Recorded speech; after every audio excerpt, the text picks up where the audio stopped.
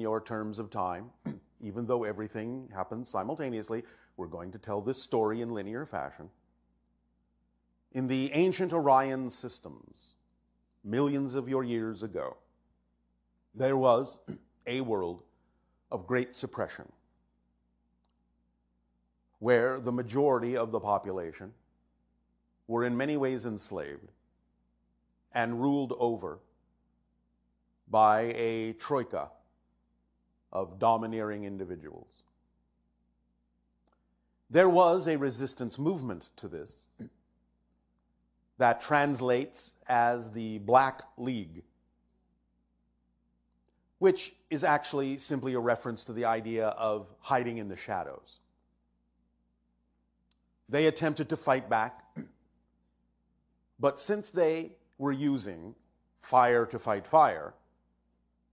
they were eventually overwhelmed and did not succeed in changing the fate of their world. Many souls from that time, looking to transform the energy that was so dark and so negative, sought the idea of a place where such transformation could occur. When, millions of years later, because time is relative to the soul, the Anunnaki arrived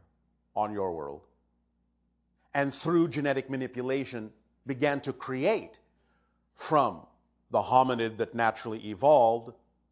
the beings you now find yourselves to be, Homo sapiens, as the result of that genetic manipulation by the extraterrestrial beings known as the Anunnaki, which, by the way, come from a planet in the constellation you know as Cygnus. The idea of what has been called Nibiru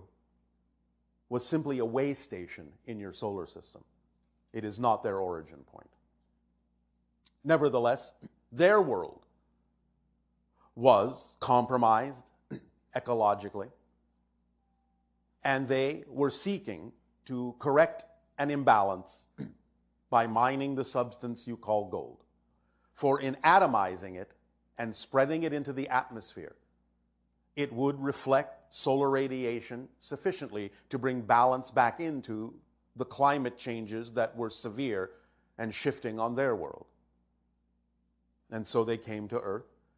and found that the task was beyond them after a while, and so invented the idea of workers to help them, which is you. Now, they were not supposed to do that, according to the general Anunnaki laws, and so they were recalled.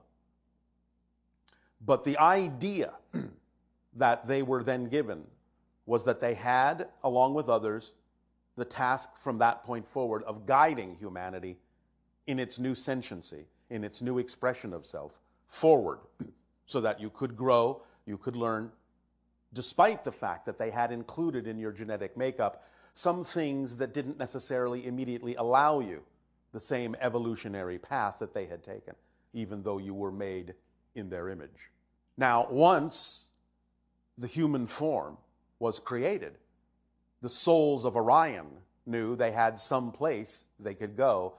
because Earth was seen and experienced, as it is still today, as a place of cycles, where things go around and come around and come around and come around. Colloquially speaking, then, if you want to put it in your modern language, they recognized Earth as a do-over planet. That you would always get another chance, and another chance, and another chance, and another chance to work through the energies of darkness and bring them into light. But it's a little bit more complex than that. For again, over time, the souls first and foremost came into the solar system. And the first world they occupied is what you now recognize as the asteroid belt that was a planet called Maldek, which was destroyed because they didn't quite work the cycle out. And there was still a lot of conflict, still a lot of negativity,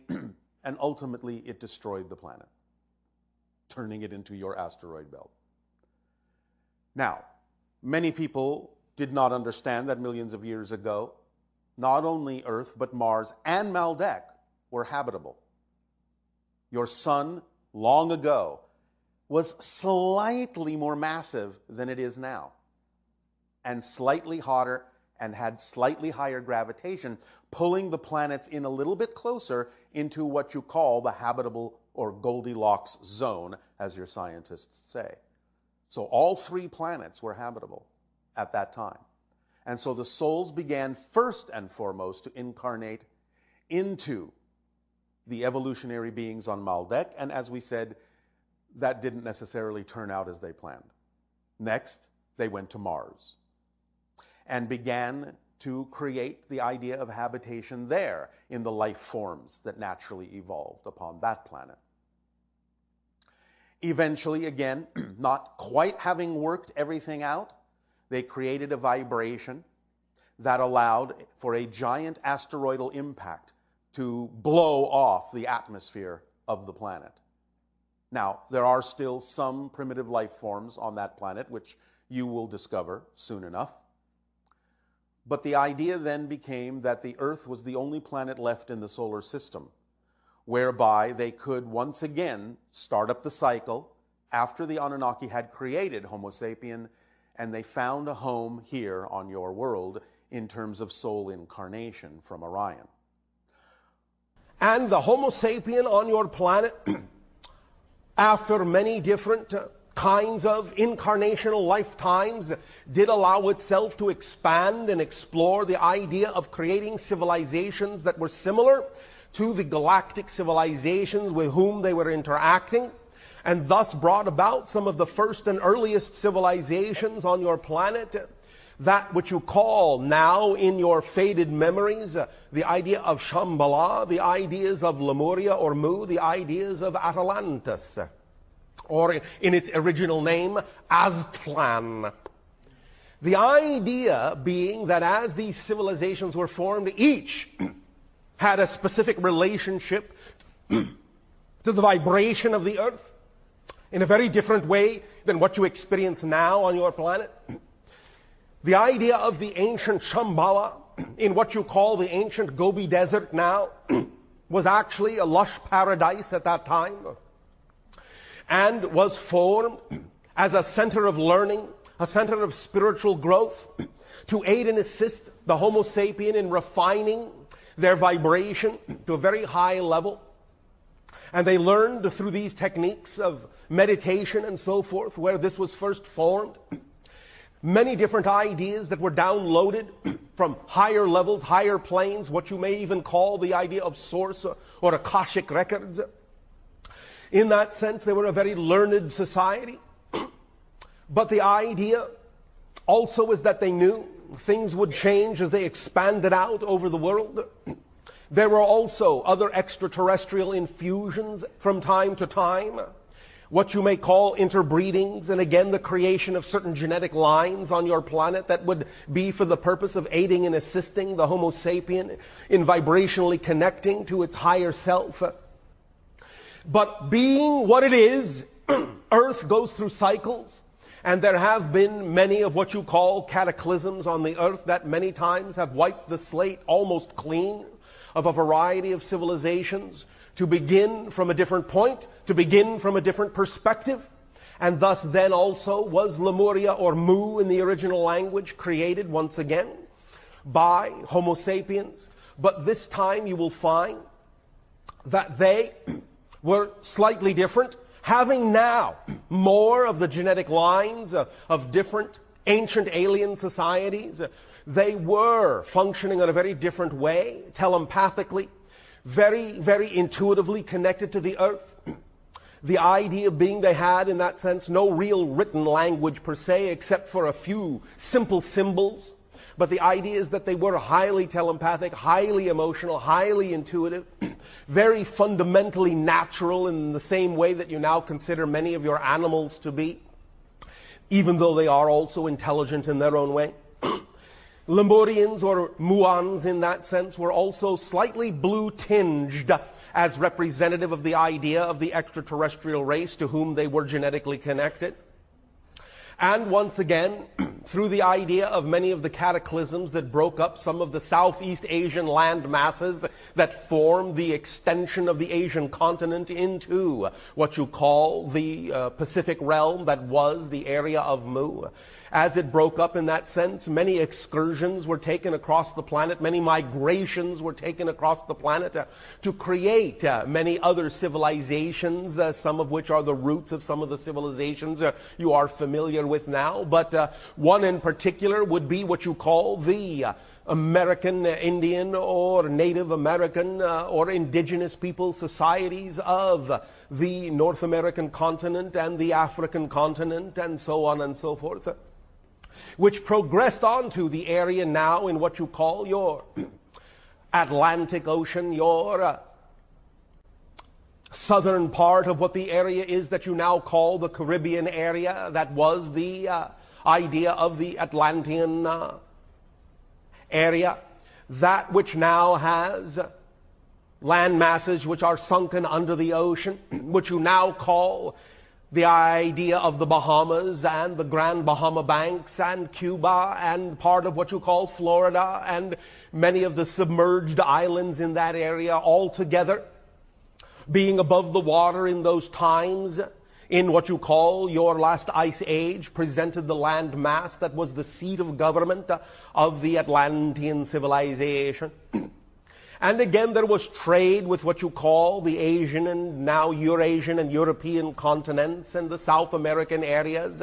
And they were mostly now remembered through the civilization or similar to the civilization that you now understand as Aztecan and Mayan and Olmec and a Mixtec and many of these. Again, cataclysms occurred that pretty much wiped the slate clean, and this from the idea of what you now have come to recognize as cometary or asteroidal bombardment. The idea of the comet that, in your terms, crashed into the Atlantic Ocean and caused a tsunami that washed over the Atlantean land mass and parts of your eastern seaboard and South America and Europe and Africa, and in that sense wiped that civilization from the earth. All but the memory, but there are a few storehouses of knowledge that do remain, for they did have a written language, and these have yet to be found. But you see, again, it's a little busier than that. Because not only, then, is Earth the recycling planet for the ancient Orion story and journey of transformation, it is also the recycling planet for the Anunnaki journey and transformation because of what they had done, creating the stories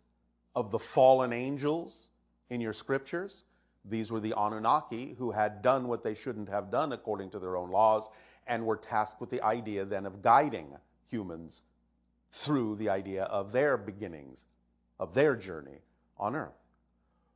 But it's even a little bit more busy than that.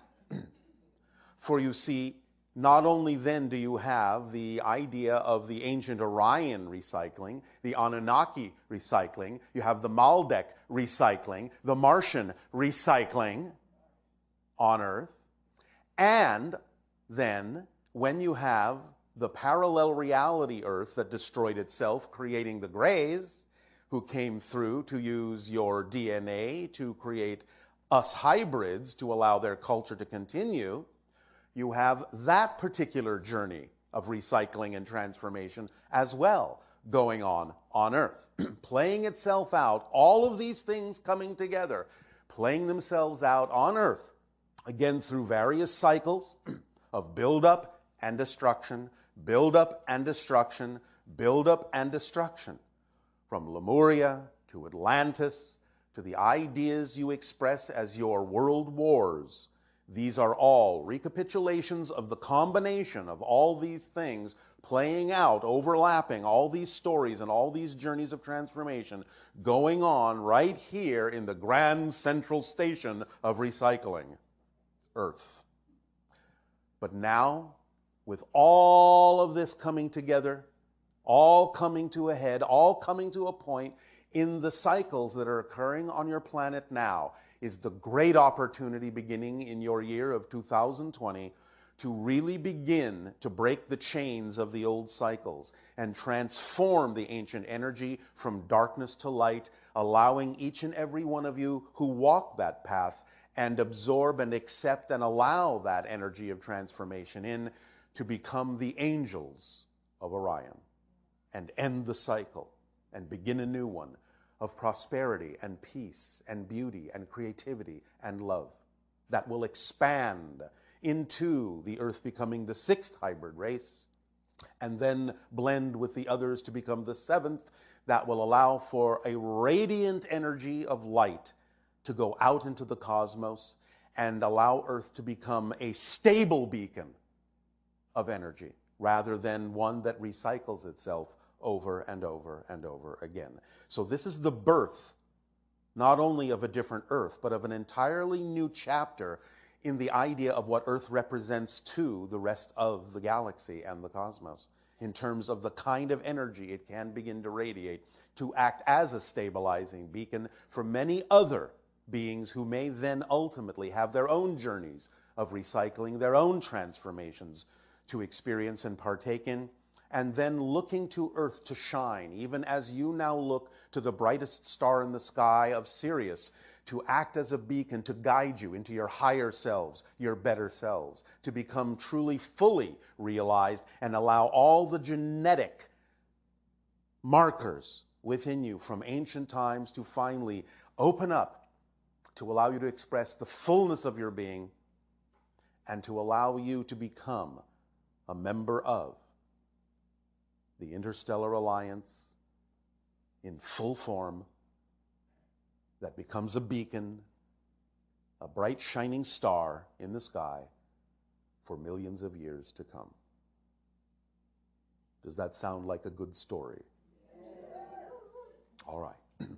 So begin to awaken to the fact that all of these different journeys of recycling and transformation are overlapping now. And you can become, not only as a country, but as a world, the transformation nation. Allow yourselves to know you are innately transformers, allowing the energy to flow through you in such a way